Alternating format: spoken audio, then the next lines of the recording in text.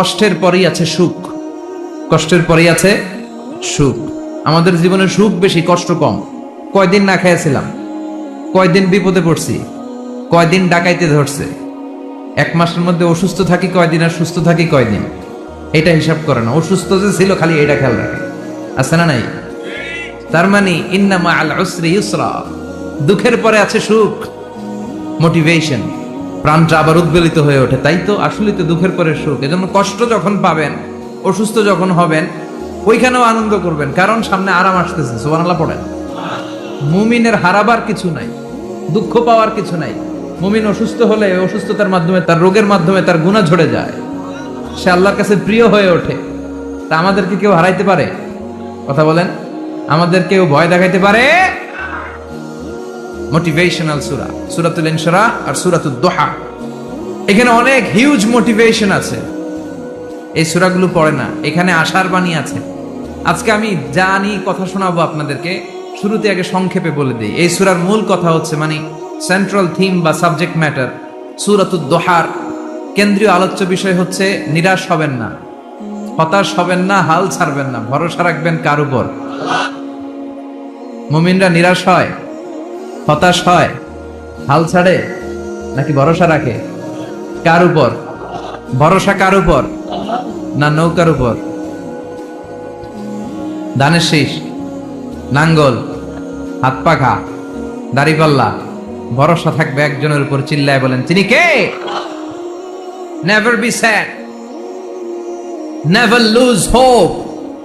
Every time you feel like you cannot go on, you feel so lost that you are so alone. Don't despair and never lose hope, 'cause Allah is always by your side. Insha'Allah, Insha'Allah, Insha'Allah, you'll find your way. Insha'Allah, Insha'Allah, Insha'Allah, you'll find your way. Every time you feel like you cannot go on, you feel so lost that you are so alone.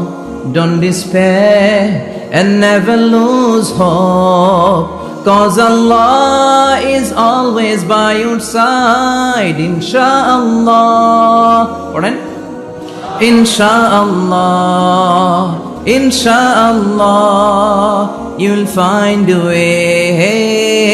Insha'Allah, Insha'Allah, Insha'Allah, you'll find a way. ঠিক কি না? কি সুন্দর nasheed. Never lose hope, you will find your way. তুমি তোমার পথ খুঁজে পাবে। আমাদেরকে পথ দেখায় কে? আল্লাহ। এজন্য সূরাতুদ দুহার কেন্দ্রীয় আলোচ্য বিষয় হচ্ছে হতাশ হওয়া যাবে না, নিরাশ হওয়া যাবে না, হাল ছাড়া যাবে না, ভরসা রাখতে হবে একজনের উপর। চিৎকার করে বলেন, তিনি কে? হতাশ যারা, ফ্রাস্ট্রেটেড, আপসেট পিপল, তাদের জন্য, হতাশ ব্যক্তিদের জন্য এই সূরাটা একটা আলোকবর্তিকা, একটা আলোর মশাল। এই সূরাটা পড়লেই হতাশ ব্যক্তিরা মনে শান্তি পায়, আশা ফিরে পায়, দিক ফিরে পায়। ঠিক কিনা? এই সূরাটা নাজিল হওয়ার একটা ব্যাকগ্রাউন্ড আছে, শুনবেন। বিষ্ণু ঈসা ইসলামের কাছে যখন ওহী নাজিল হতে শুরু করলো, বিষ্ণু ঈসা ইসলাম ওহীর কথাগুলো পৌঁছে দিতে লাগলেন। যাই নাজিল হতো বিষ্ণুনবী পৌঁছে দিতেন, বিশ্বনবী সাহাবাদের কাছে শেয়ার করে দিতেন। যেটাই নাজিল হতো তিনি পৌঁছে দিতেন, যেটাই, কারণ আল্লাহর আদেশ, ইয়া আইয়ুহার রাসূল বাল্লিগ মা উনজিলা ইলাইক, ও নবী আপনার কাছে আমি ওহী থেকে যা নাজিল করি সব পৌঁছে দেন, একটাও গোপন করা যাবে। আল্লাহর কাছ থেকে বিশ্বনবী যে সমস্ত মেসেজ, ইনফরমেশন, তথ্য, রেভেলেশন ওহী পেয়েছে, একটাও কি বিশ্বনবী গোপন করেছে? সব প্রকাশ করে গিয়েছে, সব শেয়ার করে গিয়েছে। বিশ্বনবী শেয়ার করতে লাগলেন। সকালে যা নাজিল হয় শেয়ার করেন, দুপুরে নাজিল হয় শেয়ার করেন, রাতে নাজিল হয় শেয়ার করেন, শেয়ার করতে লাগলেন। কিন্তু কি অবাক করা কাণ্ড, হঠাৎ করে এই ওহী আসার ধারাবাহিকতা আল্লাহ বন্ধ করে দিলেন। ওহী আর আসে না, আকাশ থেকে নতুন তথ্য আর নামে না। ঘটনা কি? ওহী আসে না কেন? তথ্য আসে না কেন? জিব্রাইল আসে না কেন? কোন বর্ণনা এসেছে 15 দিন, কোন বর্ণনা 1 মাস, 3 মাস, এমনকি 6 মাস পর্যন্ত বর্ণনা পাওয়া যায় যে বিশ্বনবীর কাছে 6 মাস ওহী আসে নাই। বিশ্বনবী তো অবাক, ঘটনা কি, ওহী নামে না কেন? আর ওহী না আসলে তো বিশ্বনবী শেয়ার করতে পারে না।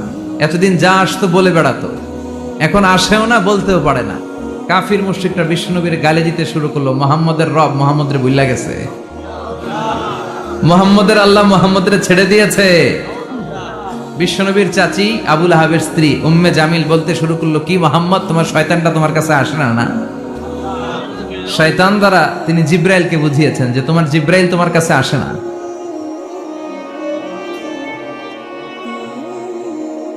এভাবে সবাই গালমন্দ করতে শুরু করলো যে মুহাম্মদের আল্লাহ মুহাম্মদকে ভুলে গিয়েছে।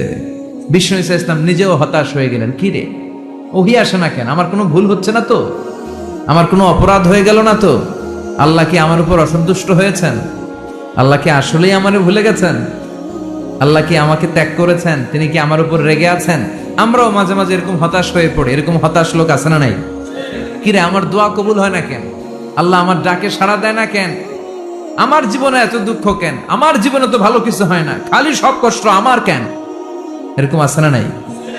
এরকম হতাশদের জন্য এই সূরাটা একটা আলোকবর্তিকা, মোটিভেশনাল সূরা। আলহামদুলিল্লাহ পড়েন।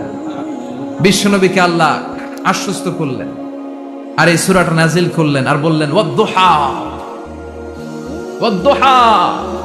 দুহা মানে আলো, দুহা মানে আলো, প্রভাতের সূর্য কিরণের শপথ। Look up, the sunlight, it's a very beautiful day out there. ও নবী হতাশ হবেন না, বেরোন, সকালের সূর্যটা কত সুন্দর, কি ঝলঝলে পৃথিবী, ফকফকে আর তকতকে, দেখলেই মনটা ভরে যায়, ঠিক কি না? দোহা, দোহা মানে আলো, আশার আলো, সম্ভাবনার আলো। আমাদের জীবনে আলোর দরকার আছে না নাই? আলো না থাকলে আমরা বাঁচতে পারবো? আলো লাগে বড় ভালো। এই আজকে আলো না থাকলে আমার দেখা যাইতো? এজন্য কোরআনকে আল্লাহ আলো বলেছেন। কোরআনকে কি বলেছে? কিতাবুন আনজালনাহু ইলাইকা লিতুখরিজান নাসা মিনাল যুলুমাতি ইলান নূর। ও Muhammad, I've revealed this holy Quran unto you to lead the mankind out of darkness into the light. অন্ধকার থেকে লাইট, লাইট মানে কি? আলো, আলোর দিকে নেওয়ার জন্য এই কোরআন পাঠিয়েছি। আবার বিশ্বনবীকেও আল্লাহ নূর, নূরের সাথে তুলনা করেছেন।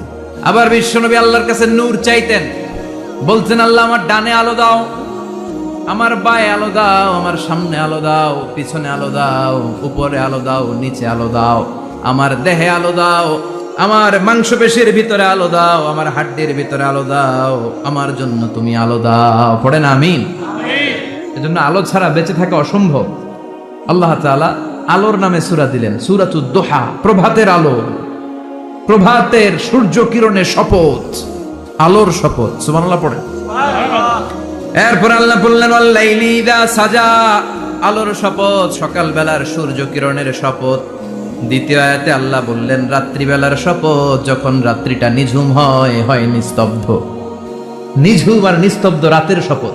তাহলে আল্লাহ আলোর কসম কাটলেন, তারপরে অন্ধকারের কসম কাটলেন, ঠিক কিনা? আলো দ্বারা মূলত আল্লাহ তাআলা ওহীর আগমনকে বুঝিয়েছে, আর অন্ধকার দ্বারা আল্লাহ তাআলা ওহীর অনুপস্থিতি বুঝিয়েছে। এটা দিয়ে আল্লাহ বুঝাতে চাইলেন, ও নবী, কাফির মুশরিকরা আপনারা গালি দেয়, ওরা বলে যে আমি আপনারে ভুলে গেছি, আমি আপনারে ত্যাগ করেছি, আমি আপনার প্রতি অসন্তুষ্ট। না না, আমি ইচ্ছা করে ওহী পাঠাই না, কারণ সব সময় আলো থাকলে ভাল লাগে না, কিছু সময় অন্ধকারের দরকার আছে না নাই? বুঝে শুনে উত্তর দিয়ে। 24 ঘন্টা আলো, 365 দিন খালি আলো আলো আরো আলো। যদি সূর্যের আলো সব সময় থাকে 365 দিন, ভাল লাগবে? রাতে ঘুমাবেন কেমন? আবার সব সময় ঘুটঘুটে অন্ধকার, আলো নাই, ভাল লাগে? ক্ষেত খামারে চাষ করা লাগবে না, বাজারে যাওয়া লাগবে না। তার মানে আলোরও দরকার আছে, অন্ধকারেরও দরকার আছে। এটা দিয়ে আল্লাহ বুঝাতে চাইলেন, নবী, ওহী নাজিল করার জন্য দরকার আছে, মাঝে মাঝে ওহী বন্ধ রাখা আপনার বিশ্রাম দেওয়ারও দরকার আছে। চিৎকার করে পড়েন আল্লাহু আকবার। এজন্য আল্লাহ বললেন ওয়াদ-দুহা ওয়াল লাইলি ইযা সাজা মা ওয়াদ্দাআকা রাব্বুকা ওয়া মা ক্বালা ওয়ালাল আখিরাতু খায়রুল লাকা মিনাল উলা। সুবহানাল্লাহ পড়েন। ও নবী, প্রভাতের সূর্য কিরণের শপথ, নিঝুম নিস্তব্ধ রাত্রিবেলার শপথ, আলো আর অন্ধকারের শপথ করে আমি বললাম, আপনার প্রভু আপনারে ভুলে যায় নাই, আপনার উপর অসন্তুষ্ট হয় নাই।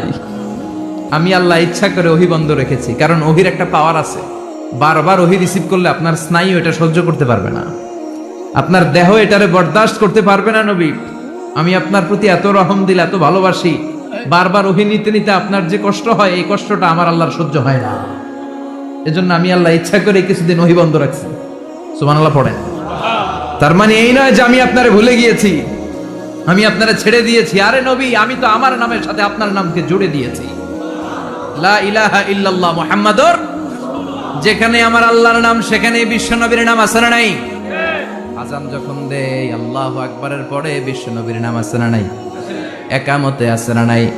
আবার আল্লাহর জন্য যখন সালাত আদায় করি, শেষ বৈঠকে বিশ্ব নবীর উপর দুরূদ আছে না নাই? রাফা'না লাকা যিকরাক, ও নবী, আপনার নামকে আমি অনেক উপরে তুলে ধরেছি। আমার নাম যেখানে, আপনার নাম ওইখানে। গোটা বিশ্বব্যাপী আপনার নাম ছড়ায় যাবে। ওরা আপনারে গালি দেয় কবি বলে, ওরা গালি দেয় গণক বলে, ওরা বলে আপনি আবতার, লেস কাটা। আসলে যারা আপনারে গালি দেয় ওরাই লেস কাটা। ওরা আপনারে বলে আপনি নির্বংশ, আপনার ছেলেগুলো বেঁচে নাই, মেয়ে বেঁচে আছে, আপনার নাম নেয়ার কেউ থাকবে না। ওই আবু জাহেল, উতবা, সাইবা, ওদের নাম নেয়ার কেউ থাকবে না। আপনি লেসকাটা নন, আপনি নির্বংশ নন। ইন্না শানিয়াকা, চিল্লায় বলেন ইন্না শানিয়াকা। যারা আপনারা গালি দেয়, যারা আপনারা নিয়ে কটু কথা বলে, ওরাই লেসকাটা, ওরাই নির্বংশ। ওদের বংশকে আমি আল্লাহই নির্বংশ করে ছাড়ি। চিল্লায় বলেন ঠিক কি না? ও নবী, মা ওয়াদ্দাআকা রাব্বুকা ওয়া মা ক্বালা, আপনার রব আপনারে পরিত্যাগ করে নাই, আপনারে ভুলে যায় নাই, আপনারে ছেড়ে দেয় নাই। আপনার রব ইচ্ছা করেই ওহী নাজিল বন্ধ করে রেখেছে। আমি ইচ্ছা করেই আপনারে প্রেসার দিতে চাই নাই গো নবী, কারণ ওহী রিসিভ করা অনেক কঠিন। এটা আস্তে আস্তে আপনি অভ্যস্ত হবেন। সুবহানাল্লাহ পড়েন। ওহীর একটা পাওয়ার আছে না নাই? আমরা তো কি মজায় মজায় কোরআন পাইছি। এই যে কি সুন্দর কোরআন নিয়ে বসে পড়ি, তাফসীর করি, কি মজার কোরআন। আহা, এই কোরআনটা রিসিভ করতে যে বিশ্বনবীর কত কষ্ট হয়েছে। এই কোরআনকে আল্লাহ বলেছেন এটা কাউলান সাকিলা, very heavy and weighty word. এটা অনেক ওজনওয়ালা কথা। ইন্না সানুলকি আলাইকা কাউলান, এটার অনেক ওজন। এই কোরআনটা যদি পাহাড়ের উপরে নাজিল করা হতো, পাহাড়গুলো দুমড়ে মুচড়ে ভেঙে টুকরো টুকরো হয়ে খান খান হয়ে যেত। ঠিক কি না?